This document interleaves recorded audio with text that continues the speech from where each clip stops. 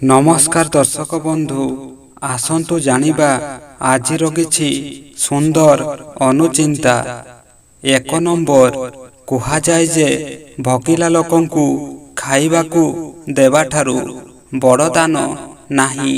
खाद्य दान महापुण्य, किंतु मने रखिबे जे कदापि बासी खाद्य काहाकु दान करंतु नाही। 2 नंबर ज्योतिष शास्त्र अनुजाई एहा करिबा द्वारा परिवार पाई असुविधा सृष्टि करि पारे।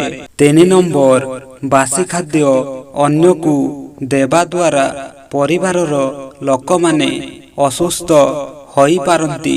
4 नंबर जेउ खाद्य आम पाई उपयोगी नुहे सही भली खाद्य अन्यकु देबा उचित नुहे। 5 नंबर अनेक लोक सबु सकाळे एवं संध्यारे गाधैबार अभ्यास रहिछि, किंतु संध्या परे गाधैबा उचित नुहे, कारण एहा जीवन रे दुर्भाग्य आनी पारे। 6 नंबर स्वप्न रे जदि पारा किंबा सुआ देखंती तेबे एहा धन बा अर्थ लाभर संकेत होई थाए। 7 नंबर जदि तुमे तुमर स्वप्न रे गोटिए पारा देखुछ तेबे तुमे किछि भल खबर पाइबा पाई जाउछ। 8 नंबर जदि जुगल पारा किंबा सुआ देखंती ताहाले आपण जानिबे एहा अत्यंत शुभदायक।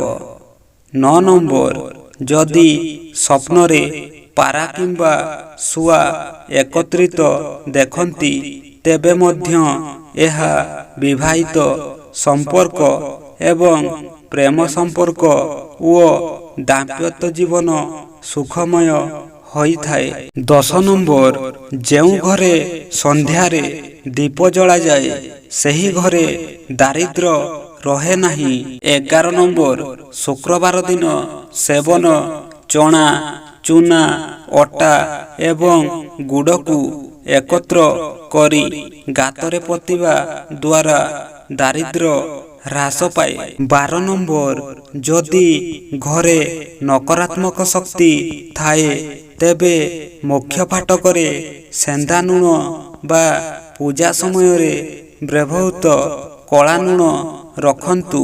13 नंबर पर्स रे रुद्राक्ष रखिबा द्वारा शुभ होई थाए एवं धन वृद्धि करिबारे सहायक होई थाए। 14 नंबर पर्स रे गोमती चक्र रखिबा द्वारा मंगलकारी होई थाए, ता सहित अभाव मध्य दूर होई थाए। 15 नंबर पर्स रे किछि अरख चाउल रखिले अजथा खर्च दूर होई थाए।